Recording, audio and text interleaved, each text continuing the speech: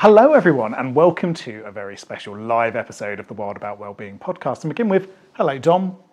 Hello Rob. How are you doing today? I am super excited about this. So Excellent. Here we are, we've got a great panel and we're broadcasting live on YouTube, not just doing a podcast. Yes. So those of you who haven't come across our podcast before, it is About Wellbeing and we're talking about all things wellbeing and nature related. Our first series is called Nature in Mind and we're really looking at the topic of eco-anxiety and what we can do to challenge it, how to bring about hope with those kind of feelings of worries about climate. Today, we really wanted to have a look at the topic of urban environments and eco-anxiety because this is one of those areas that sometimes gets overlooked in those conversation pieces. However, we think it's vitally important that we focus on those areas, and thankfully we have three fantastic guests with us today. So without further ado, we've only got an hour with you today, and this is something we could talk about for hours and hours, weeks and weeks about. So we've got David, Delia and Jazzy with us today. Let's go over to David first. David, welcome and thank you very much for joining us for today's live podcast. Gosh, a live episode. Would you be able to give just a quick introduction to who you are, what you do, and also why urban environments are important to you and how eco-anxiety can play into those kind of passions that you have? That's about a half an hour conversation straight away. But anyway, thank you very much, guys, for inviting me on this podcast. I'm David Lindo, also known as the Urban Birder, and my whole thing is about trying to engage people living in urban areas with nature, but through the medium of birds. So that's what I do. And I think urban areas in general are, important because most of us live in urban areas. And I think most of us, well, quite a lot of us are not connected to nature. So it's important that we kind of realize that we can access nature from our front doors and looking out the windows. And I've forgotten the last part of your question. Oh, tapping into those feelings of eco-anxiety and how that relates to how you feel about things and how you do things. Well, I think, eco-anxiety is a very important problem at the moment because of what's happening with the mass extinction that we're facing and actually already in. So I think a better understanding of how you can reach and touch nature within your own space is a great way of helping to allay those feelings and also to try and sort of galvanize people to do something about it. Brilliant. Thank you, David. Thank you. So next, quickly, over to you, Delia, for the same question. Thank you very much. Who are you? What is your passion around nature? Where do you come from? Feels like a sort of talk show, doesn't it? A Saturday night, Friday night talk show. And how does that feed into urban environments and eco-anxiety for you? Hi, evening everyone. So I'm Delia, I'm Chief Exec of Birmingham and the Black Country Wildlife Trust, and I am a long resident of the West Midlands. I've lived and worked in all my life, and I think in terms of my passion for the work that we do at the moment, it's absolutely grounded in that kind of lived experience across the Midlands. But I'm relatively new to the conservation sector, so I've been in the trust 4.5 years, and prior to that my work was in the cultural sector, so I've worked in museums and heritage, and I'm also have a PhD in local history, so I'm kind of grounded in landscapes and sense of place, and I'm really interested in communities and how we connect people to landscapes and their stories and the culture that kind of goes along with all of that. And I think it's been a fascinating opportunity and mix to be able to bring all of those things together here at the work of the trust. But I think for me, what drives me and why this is super important is the just utter disparity that we have around access to nature in the urban environment. We're a completely diverse region. We have super fantastic wildlife across the region, but actually the access to some of those fantastic spaces we know is very unequal. And the West Midlands has significant levels of green deprivation. So that really motivates me on a daily basis. I think in terms of eco-anxiety, helping people understand what they can do in quite a complex subject, and it's about those micro things that we can all do to contribute and help us feel like we're doing our bit, to solve the problems. I'll leave it there. That's probably enough to be getting into. Thank you.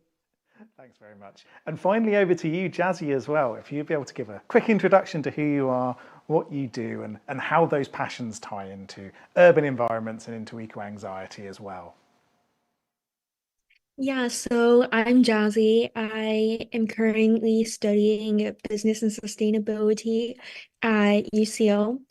I have been on the London Wildlife Trust Youth Board for the last 2 years, and it's been so exciting to really put my passion for conservation and sustainability into practice. Right now, we're organizing a campaign centered on eco-anxiety that we're going to run over the summer. We're going to provide anyone who's interested in a toolkit of resources they can use, and just find ways to help people connect with one another. Oh, fantastic. That sounds brilliant. Jazzy, can I just come back in there? You said about how you were enjoying turning the sort of the theory, if you like, what you're learning into practice with London Wildlife Trust and the work you're doing on the youth board. Um, have you noticed that that helps you deal with some of your feelings and concerns and anxieties, perhaps about nature and the planet? And if so, how does it help?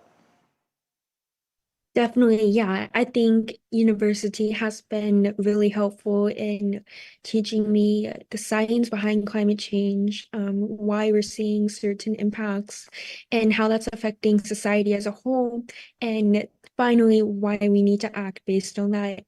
I think working with the trust has been really insightful, not only just in the information I've learned, but being able to really put it into practice and make a difference and hear people tell me that they feel better when they connect with nature. They like coming to Camley Street Natural Park and just stepping away from four walls and getting fresh air. Thank you. And if those of you who haven't been to London, the Camley Street Nature Park that Jazzy mentioned there, it's right behind St Pancras King's Cross Station. Absolutely wonderful haven right in the heart of the city. Um, what Jazzy was saying there, Delia, you mentioned community storytelling. Just in more recent times, you know, we've quoted in these shows a lot of research about eco-anxiety and how it's on the rise. Is that coming through in the stories that you're hearing? Absolutely.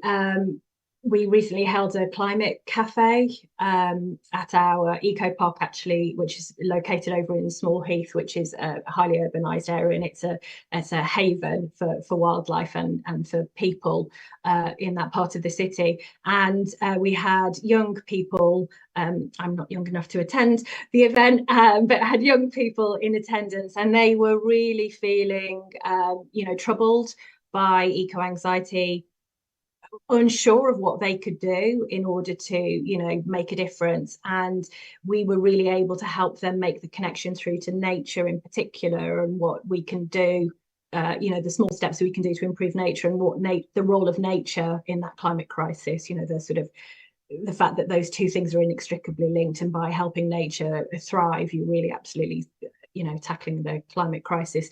So very much real evidence that that's something that people living in the city are feeling, and struggling to understand what they can do.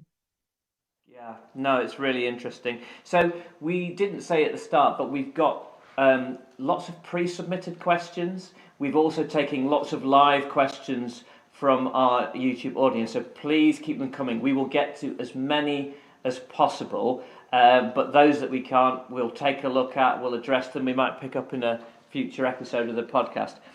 David, there's one that really stuck out for us at the start. You can talk about where you are, but this was about urban green areas across Europe. You know, in the UK, we've got a lot of domestic gardens. Not everybody has access to those, but also community gardens, allotments.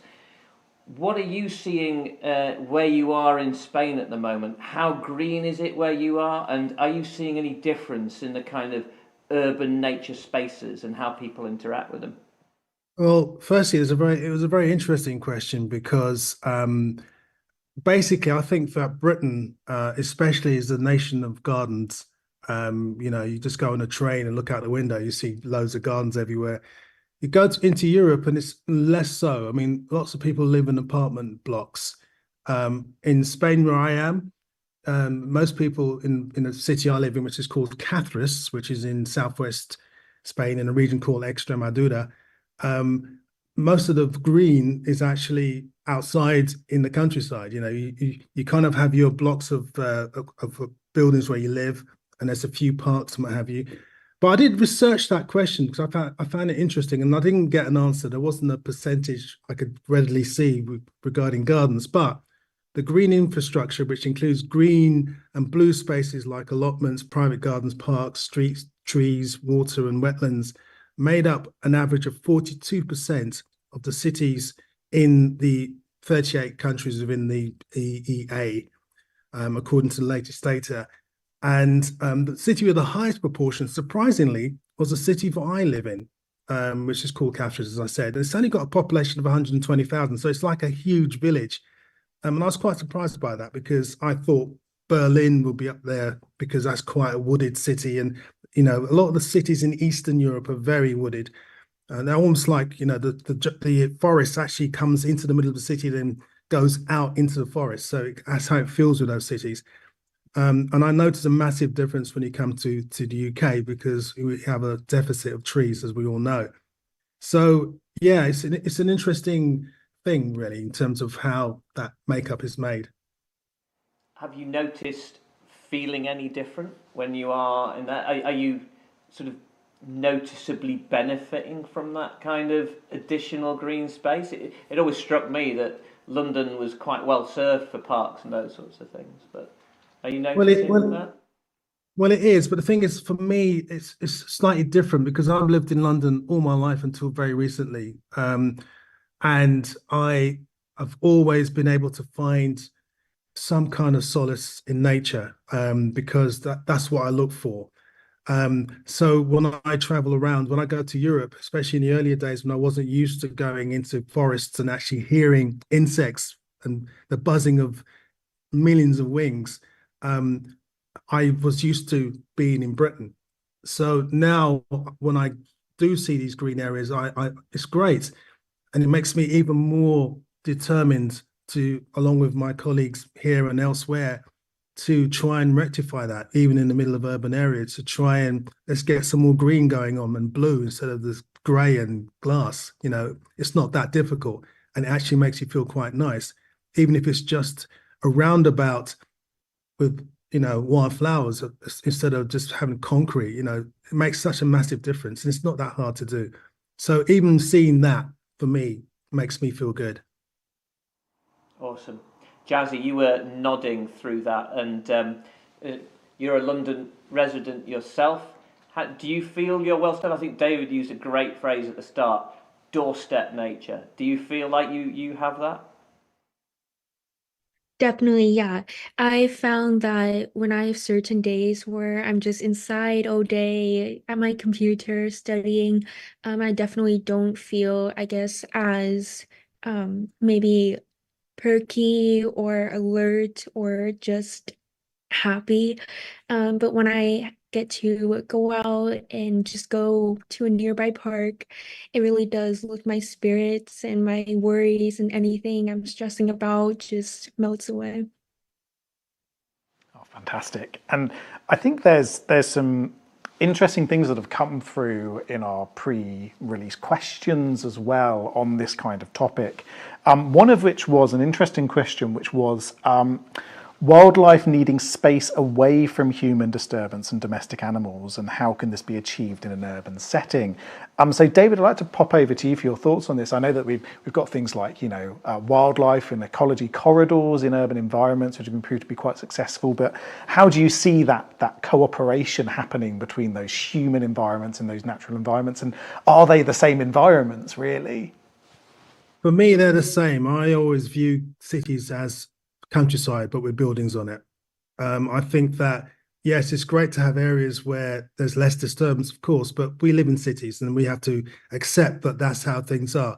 But having said that, we can still build or allow areas for nature within these spots. So, for example, on roofs, green roofs, local parks, let's have areas where it's not cordoned off, but just wilder. Let's have, a lake with some reed beds. Let's have a section of woodland. So there's access for everyone still. And I think that especially when we are developing and town planning, from those stages, we should be building those things into the plans so that young kids, when they're born and grow up in those areas, are used to seeing green and blue and feel less inclined to throw stolen trolleys and scooters in there and actually consider it more as part of their home environment. And I think that's the only way people will learn to respect those areas, really, especially from birth, basically. But I think that nature can exist with us. It has done for so long, and the only time it doesn't do that is when we actively disturb it. So you can actually have situations where birds in particular that are normally quite shy outside of urban areas, when you have this coexistence going on, they become much more used to us. And I see that when I do my urban birding and talk about urban birding. Birds in urban areas tend to be much more used to people. So therefore, they allow a closer approach. They can often even operate in much smaller territories, often because there's more food, like with peregrines, for example. But the most important thing is there's more opportunity for people to connect with these wildlife because they can see them, as opposed to being out in rural areas where you have to really search for them.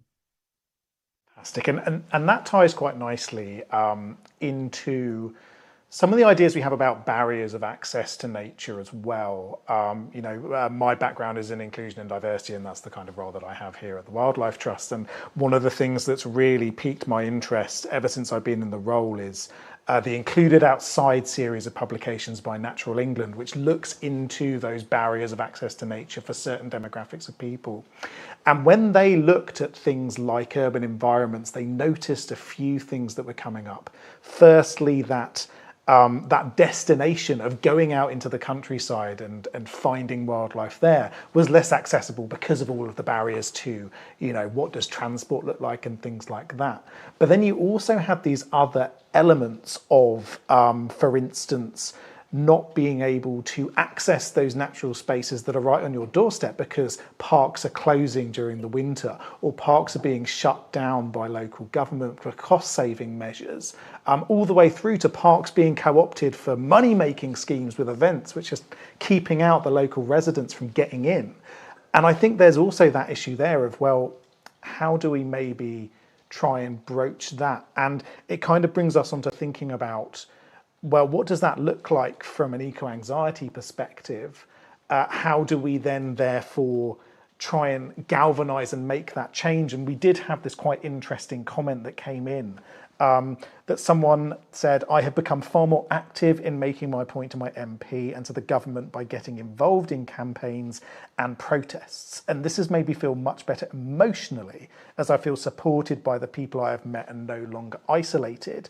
So Jazzy, I thought I'd come over to you on this point in terms of thinking about, well, does this resonate with you? Does getting actively involved in that side of conservation and environmentalism, how does that work with your eco-anxiety, and do you feel those improvements by taking action?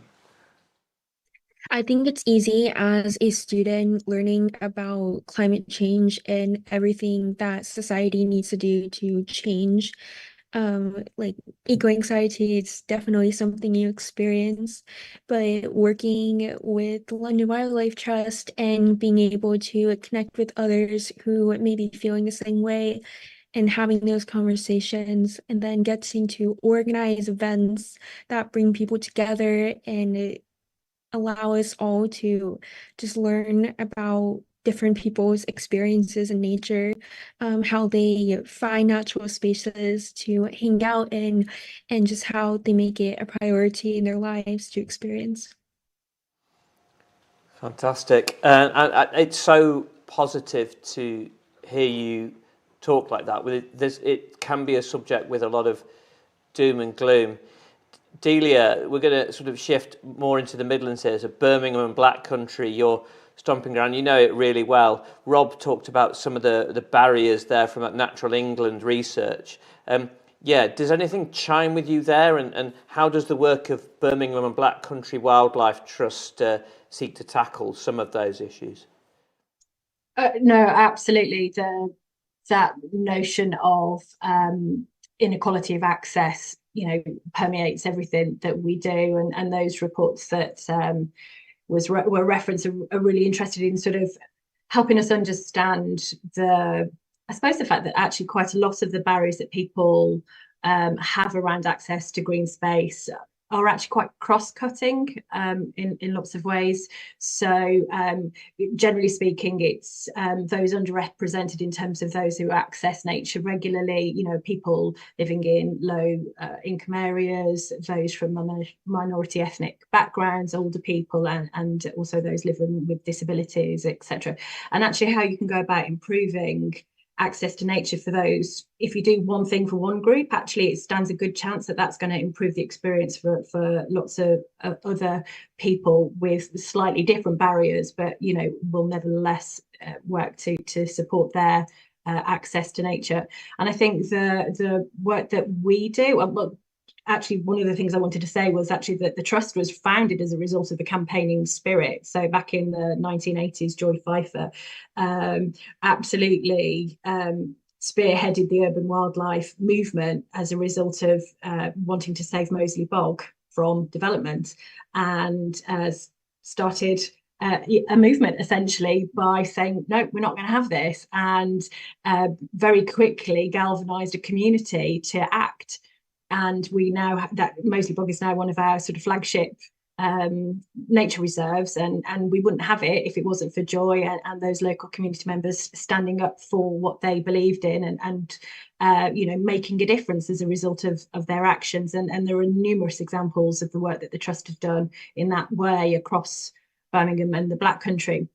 But I think for me, there's a couple of other ways in which we can support people on their journey or access to nature. And for me, it's about very fantastic first experiences in predominantly in the school setting. But if we can ensure that young children can find a way to connect with nature, whether that's improved school grounds, so we go into local schools and we'll work to improve their grounds for nature so that the kids can get out and do all sorts of different activities on the site local to them, because they might not have great high quality green spaces near where they live. And it's also about empowering teachers to give them the confidence to teach this subject and to make those connections for children. And we know that that's really powerful. Really, just a really simple example of a young lad recently super excited about having found a snake, but actually it was a worm, and he hadn't ever had contact with a worm before. And it sounds so such a simple thing, but actually if you can pique his interest and give that child some information that connect, he was super excited. And it's those very first steps, isn't it, into a connection, a lifelong connection with nature. And then we work in lots of other ways in terms of improving the local environment, whether that's helping spaces to be a bit wilder in the way that David mentioned is completely necessary, or whether that's giving people the tools mentally and physically to access green space. We work in many different ways in order to support that. Just to add to Jazzy and Delia's really great comments, I mean, I also think that a lot of this barrier business is also created by two separate entities. One is the media and how we are sold nature. You switch on your TV, and invariably it's a white middle-class middle-aged man telling us about stuff.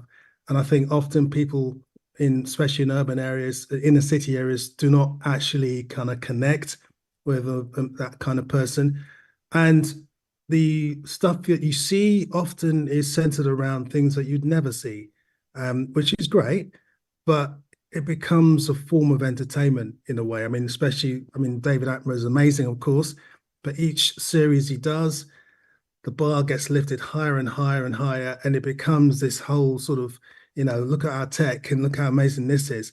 And I think there's no connection back to the urban person sitting in Birmingham, sitting in Glasgow watching this. There's no connection. I think the media people, the media owners or whatever, the people, the broadcasters need to produce programming that reflects life in urban areas as well. Because I think kids are growing up thinking, well, there's nothing here that can kill us. We're not interested.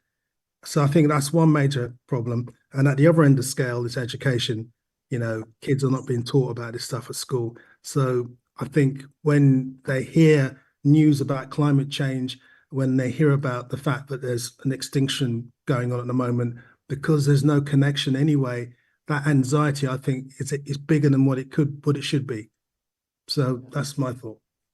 David, just coming back, it's really important point. Coming back to something you actually said earlier about urban wildlife becoming more accustomed to people and therefore actually much more accessible, that everyday life. So if we can help wildlife thrive in urban settings, it strikes me that what you're saying is the opportunity to directly engage and therefore improve our well-being, keep that connection going, is greater in urban settings than it is where people might think traditional out there in the rural areas. Exactly. As a kid, I was told that you can't see nature unless you went to the countryside, but I had no one to take me.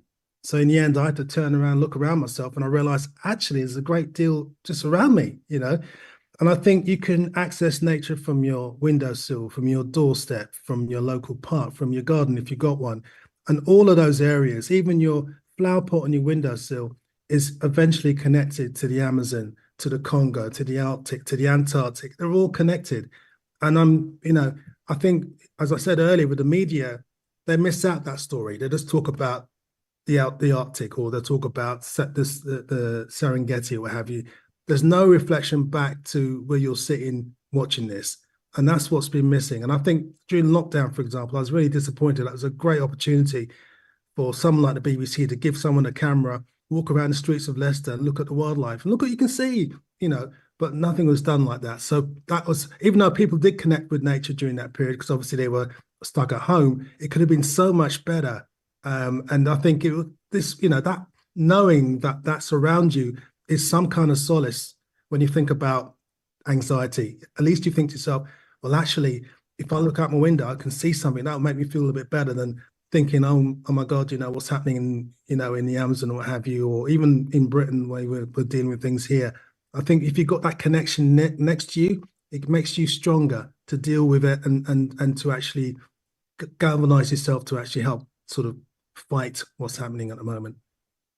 Absolutely. And, it's that idea of nature's not a destination away from where we are. Nature is within us and around us at all times. So let's try and celebrate that, and let's try and recognize that. I just thought I'd quickly touch on some of the things that have come through on the YouTube chat, because what we've been talking about the last few minutes has really resonated with people. One comment here: class, race, disability, gender and sexual orientation are factors that impact on accessibility.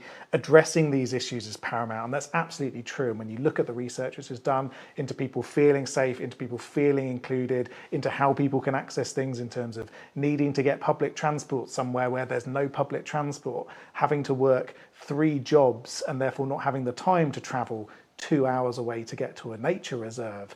That's one of those things where, well, actually, what's on someone's doorstep? What can they walk around and see? What's right there out of their window? So absolutely, really key point there. Making the ordinary extraordinary is another thing that's come through, and that's such a brilliant turn of phrase there as well.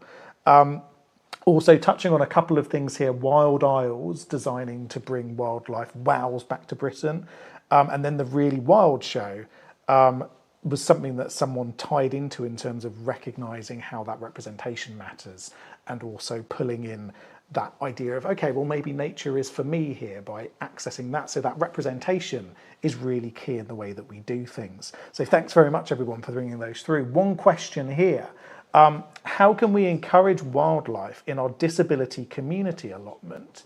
And Delia, I thought I'd come over to you and see from that kind of community element of you, if you've got any tips around that.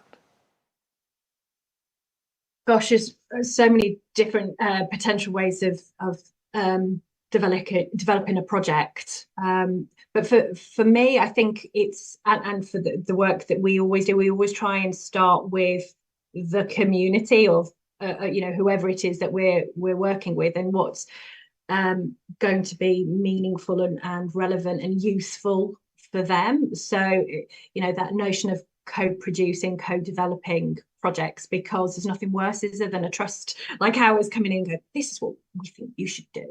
This is what's going to improve this space for you, without really having any lived experience of what it might be like to be a wheelchair user in a space. So it's really important that you design a project with the groups that you're seeking to work with, and we've got to learn to listen and reflect much more, and try and be open to knowing when we've got it wrong and that we ought to try and do things a little differently. So I think that's the kind of reflecting space we're trying to get ourselves into. And really interesting points around representation earlier that David was making, and representation in the broadest sense is so important. So representing views and making sure that we elicit those views from people and seek them and build those into our work is really key.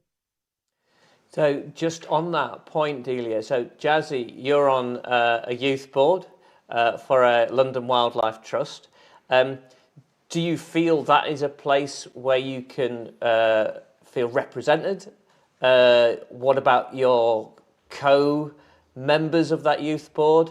How does that sort of come together, and how does it kind of connect you still better to the issues and to guide London Wildlife Trust, perhaps? Yeah, so one of our missions on the youth board is to amplify young voices and just the voices of anyone who feels like they want to contribute to the conversation, but they haven't been given the stage to do so, which is why we organize events to connect young people between the ages of 16 to 25.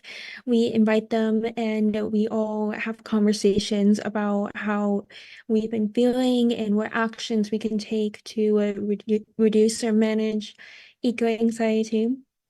Just fostering that sense of community, because I think as humans, we're all intrinsically drawn to the natural world, and we all want to experience that in any way that we can make that possible by hearing everybody is optimal. And in terms of, so that's the sort of conversation side of things, and we've heard very much how that can help mitigate some of those feelings and fears. Like you say, there's great peer support there. How about when it turns some of those things into actions? Is that a positive thing? Or we've heard from some people on this podcast series that the overwhelming pressure to act can sometimes make you feel a little bit more stressed because there is so much to get your head around. Where does that sort of lead your conversations into action as far as the youth board goes? And does it help? Does it hinder? Is it a bit of a mixture? How does that all work? I think it's everything. We've done a variety of, I guess, initiatives to help people, get involved and feel like they're contributing and that we value their contribution. For example, we've had people come to Camley Street and we've had them come and plant trees. We've had an afternoon where we've done weeding so they can feel like they're doing hands-on work and seeing that tangible impact firsthand. But one of our resources that we're going to discuss in the toolkit we're sending out over the summer is, I guess, a template that people can use when they want to write to their MPs in terms of conservation and climate change action. So that reflects one of the points that we had earlier, I think, on the activism side of things. So even that sort of small action of writing to an MP works. I want to sort of come back to another series of comments. And Delia, I'm going to come to you first and foremost. So Rob was talking about some of the barriers earlier on. It's prompted a few thoughts in the chats, particularly around safety of sites, how people feel. So we've had a safe cycling route from train station to wild spaces are important. We've had public transport, people feeling like they can, access it, but also feel okay on a bus that takes them out to the nature reserve. They've also said that safety is an issue for lone women as well, and that's kind of clearly an important issue that's been aired on the chat. There's so much to consider around site safety and use. Is that something that you come across in your work? Well, just as my own lived experience. So tonight I'm coming to you from our headquarters, which is centre of the earth in a small nature reserve, and our lone working policy means that I've got somebody else with me here next door, so that when I lock up and walk through the nature reserve and get out, I'm not in a vulnerable situation. And it's actually not very far from residential situation, but the fact that you have to think in those terms because you're going to be walking through. So I years ago used to volunteer for a fantastic local organisation called Worley Woods Community Trust. It's one of the very few community-owned run woods in the country, I believe, and it's a fantastic organisation run by volunteers. And I used to be one of the wardens going round the park on an evening to try and help people feel safer. We did it as a small group, and it was just about having a presence really, and being there if there were issues or if antisocial behaviour bubbled up, which it did from time to time, and that did help a little bit. But I think it's probably deeper than that, isn't it? In that it's cultural somehow, that you just have this sense that those spaces that actually I feel generally, unless it's pitch black when I go through, generally feel quite safe and comfortable accessing on my own. But actually culturally, there are lots of people that wouldn't feel that way as a result of their experience, and wouldn't feel willing and able to be out in that space on their own. I am making some generalizations, I know that, but that certainly is, as a woman, one of the things that we live with in all sorts of ways, in all aspects of our life, to be honest, not just accessing nature. Yeah, interesting. David, you've been out in urban nature since you were knee-high, as you were saying earlier. Have you felt either unsafe in places, or have you felt any particular kind of barriers, or is that not something you've experienced? I felt unsafe when I was younger, when I was a teenager going through places in urban areas. And that was mostly because during the time I was growing up, racism was a major thing. I mean, I myself, from the ages of 5 to 15, was abused almost on a daily basis, and I've kind of got very used to it very early. So, but there were times when I went to places and I was just a bit nervous about being out too late, or being too far away from home, because in those days I had to catch buses to places. Nowadays, I don't feel that. I think things have changed quite a lot. I think the racism side of things has become more insidious as opposed to in your face. I don't see that as a barrier. In fact, whenever I went to the country, even as a young kid, I never, ever had any issues at all, which I find surprising when I see some reports that have been put out there, like the recent race report, which I thought was absolutely incendiary, talking about how the countryside in England is basically a racist hot spot or whatever, which I found really bad, because people, especially ethnically diverse people, already have a fear of going into those places, thinking that they're going to be abused, and that kind of report that says, yeah, you're right, it doesn't help at all. So I try and champion the idea that you don't have to worry. It's fine. It's all good. You won't get any problems. My mum, she's 87. She gets out on a bus with her mates and a coach, whatever. She goes to Yorkshire or whatever, walks around stately homes and around the countryside, and she's never had any problem. I think that a lot of those ideas that have been put forward by people like them, that group or whatever, I don't think it's quite right.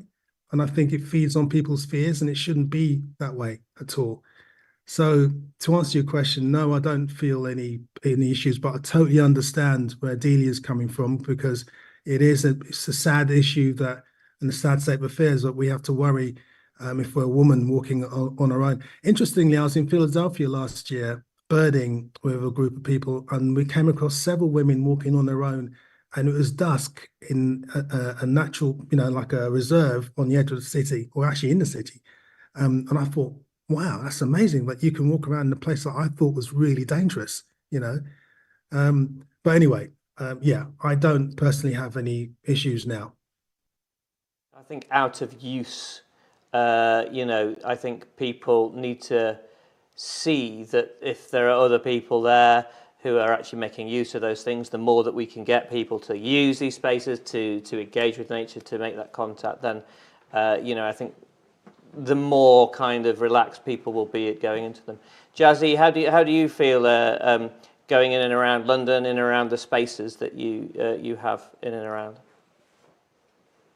Yeah, I'm really lucky to have great friends who enjoy spending time in nature as much as I do. So we like to just check out different parks, our favorites being St. James Park or Battersea or even Regent's Park. We like to just go out and take some time away from four walls and just experience the natural world. But I think in general, I felt pretty safe. And I think that's mainly due to the fact that I make it, I guess, an intention to experience nature at a time when I feel safest, which is during the day. So at night, I usually take more of a cautious route and stay closer to my home or just stay inside where I know for sure I'm safe. Okay. Brilliant. And I think that's one of those things where there's that perception and that fear, and that's something that's also come through, sorry to beat the drum of the Included Outside series again, but one of the things that does come up in their analysis is actually some of this is the perception of safety as opposed to the reality of safety in these environments. And there are things that we can do to try and improve things. And actually, if we go back to, I think you mentioned it earlier, Delia, that when you improve things with accessibility and safety in mind for one group, you often find that you improve things for other ones. One example can be bird hides, where if you have an accessible bird hide from a disability perspective, where it's got an open back, where the windows are larger, or you've got multiple sizes of windows, it makes it more open for everybody to come and experience it. And what people have found is by introducing those bird hides, they're actually getting loads of different people in to be able to go and do birding in those environments and things like that, which is really interesting. And so just touching on a few things that have come through in the comments then, going back to YouTube, a question, well, a comment here about, is there an issue where people feel more vulnerable because they don't feel the space belongs to them? And again, that comes back to that, representation is a key aspect of it that we need to be considering as well. Community garden projects may be a good way for people who wouldn't generally get out and about on their own, having that opportunity for wildlife gardening, another one. And one of the pieces of work that one of the wildlife trusts has done was with a refugee centre, where actually they built this community garden around their refugee centre and allow people to basically design what they wanted for that to look like, what kind of flowers, what kinds of plants to grow there. And again, it's that connection with nature in different ways. But like you said before, Delia, as well, that co-creation, rather than just assuming that the way that we've always done things in conservation is the right way for everybody, talking to people, planning things through with people, getting people designing things on their doorstep is such a key part of that as well. I'm conscious of time. One question that I wanted to bring up here, which came through as a pre-asked question, was around looking at workplaces. And so I'm going to come to you, Delia, on how employers can look to support their staff in relation to eco-anxiety, and then how workplaces can also help bring nature into their business to support employees' well-being. Sure, I think for our trust, we are putting a special focus on health and well-being, and for me, eco-anxiety is just one element of a really solid program of health and well-being that we embed in our organization. So ensuring that employees know that we're committed to their health and well-being, is fundamental, and committed through action. Making sure that they've got channels to voice any concerns. So we have our staff forum, we have all sorts of different working groups, so that we make sure that we hear from our colleagues across the trust, and that they feed into all sorts of different elements of our work, but also sort of things that we might want to do to focus on health and well-being. We have all of the usual channels of support, like employee assistance programs. We haven't actually had as much discussion at our trust about eco-anxiety specifically, and when this question came in, I thought, I'm going to do that. So actually we're going to make sure that we really just raise it and name it, so that when we've named it, at a staff meeting, for example, then hopefully people might feel more willing and able to name it and say, actually, I'm feeling this way. But we do surveys and all that sort of thing in terms of how people are feeling, and we haven't had an enormous sort of sense of people suffering with eco-anxiety specifically, over and above other aspects of their health and well-being. But I think all of it's the same thing, isn't it? All the cross-cutting measures you would put in to support health and well-being in the broader sense applies, here in terms of eco-anxiety. There's something that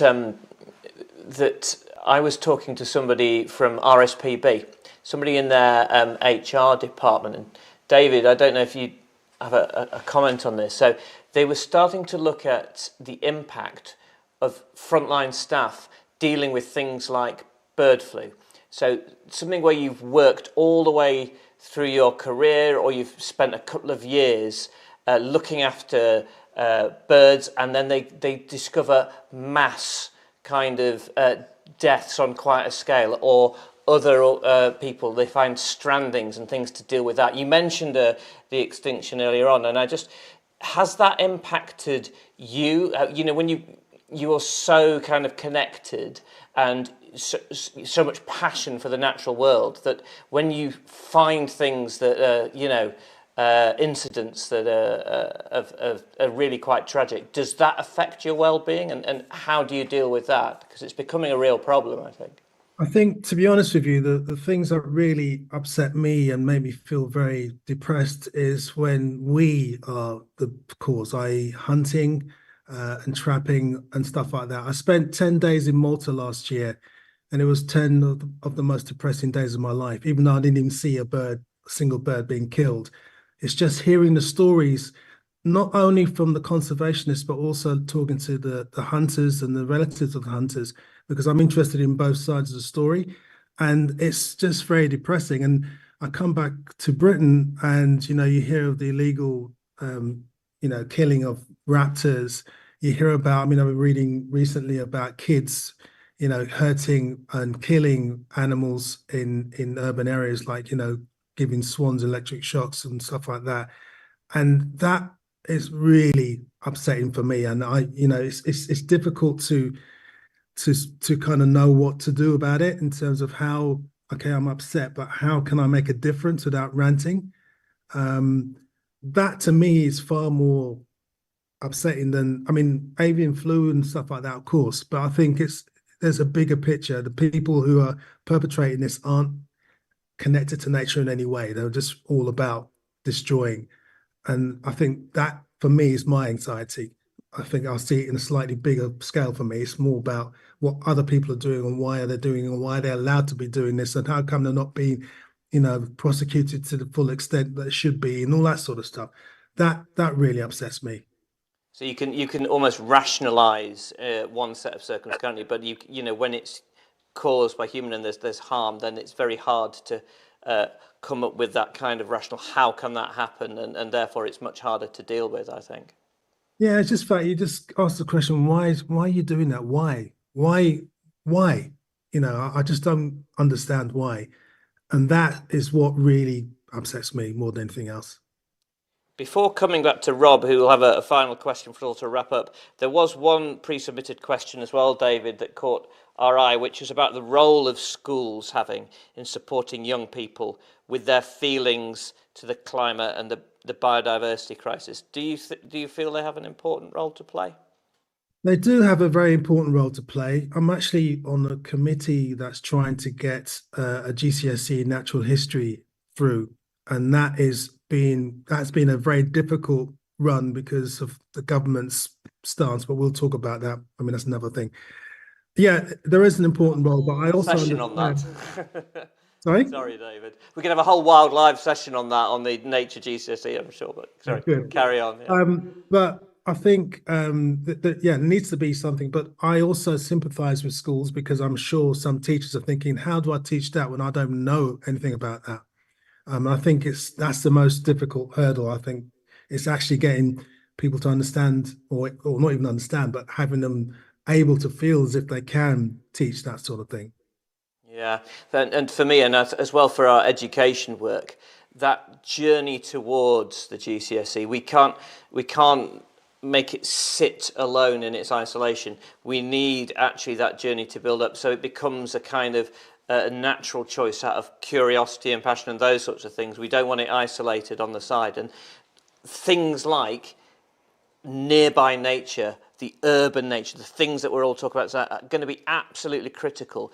We don't want a natural history GCSE to have to sort of take in far away fieldwork that is not accessible to everyone. Certainly make that part of the journey, but we really got to make sure that what people can study and feel and see is absolutely on people's doorsteps. And urban nature has to be taken more seriously. When I started my roads as the urban birder 17 years ago, people were laughing at me or saying it's a passing fad. Well, it's not. It's part of our lives. We have to embrace it for our own good, for our own well-being. This whole night is about that. The fact that we need to realize that actually nature is all around us, not in some far off distant place or on a David Attenborough program. It's actually in front of us, and we can get involved in it, and we can actually make a difference. We can put up a nest box, and that nest box is making a difference. We can plant a little area of our garden and make it wild. That makes a massive difference. 1 square foot of wildflowers in your back garden is a jungle to an ant. So you need to think along those lines. And we're not being educated from the media about this because we're made to think you have to be somewhere else. And it's actually somewhere else that matters. Where you are doesn't really matter. You can still throw your rubbish into the rivers. It's fine. It's all connected. And that message is not getting through as far as I'm concerned. Absolutely. Absolutely. So we've got one last question for you all. Do you have examples of projects that have brought nature into urban spaces, and what has been key to building support for them and making them happen? So David, we'll go over to you in alphabetical order again. That's a tough question because only for me, it's a tough question because I roam a lot. I'm not necessarily rooted to one spot. My sort of thing in life, my vocation is to try and tell as many people as possible the basics. I'm an introducer. I introduce people to Delia and Jazzy. That's what I see my role as. So it's often difficult for me to stay with one project. All I can do is try and introduce people. So my project is effectively trying to get people to see the world through different eyes in an urban area, but through birds. My project is to try and get people's interests peaked to a point when they realize, actually, this is something worth saving here. And that's when they go to people like Delia to join and Jazzy to join, the local wildlife trust to try and make a difference. So that's my project. So my project's a bit more difficult to actually encapsulate in 30 seconds. We need a few days, most of that time for me to think about how to express it. But that's basically my project. Fantastic. Delia, over to you. Well, thank you, David, because we absolutely need it, and I couldn't agree more with you about opening people's eyes to, what's around them on their doorstep and what they can appreciate about the urban landscape and wildlife in it. For me, and I'm sort of in a meadow, I think, running to catch a bus, but for us, we've done quite a lot of really important work creating meadows across Birmingham and the Black Country. So we've created over 100 meadows, and they're really significantly declined over the last however many years. And we've created really rich meadows using local nature and local seeds. And, we've created these across the region, and wildlife and local people have really benefited from these. And we take every time, so we did one 10 years ago at Castle Vale. We just celebrated its 10-year anniversary, and we use that and collect green hay from there, and then we strew it in and create new meadows in other parts of the region. And that's super exciting because we can encourage our local communities to get involved. It's quite hard work, particularly on the hot days that seem to have happened recently whenever the meadow strewing is happening. But people really get excited about seeing those meadows come to life, and actually the orchids, for example, green-winged orchids that have appeared at Castle Vale. There's hundreds and hundreds of them now as a result of that work there. So that, for me, that's a project that I think is worth kind of recognising and celebrating. Brilliant, and that's all incredible work. Finally, Jazzy, over to you. So the first thing I thought of when you brought this question up is the Amazon spheres in Seattle, Washington. The design and management teams basically stepped back and they reflected on what is usually missing from a traditional workplace, a traditional office, and they recognize that it's nature, it's elements of greenery, and just that natural world we're drawn to. So they've developed this interior design that incorporates nature, and it makes people feel like they really are in our natural habitat as human beings when they're working in modern day human society. And again, a fantastic example. That brings, unfortunately, our time to a close on today's session. Thank you so much to all three of you for being brilliant guests. And thank you, everyone, for tuning in to join us today. Please do go and have a look at the Wild About Wellbeing podcast on whatever podcast platform you choose. We'll also be doing the audio recording of this on that platform this week. And then we're going to be rounding out our series in 2 weeks' time on an episode on hope, which I think is a very vital message, isn't it? So thank you very much, everyone, and have a very good night.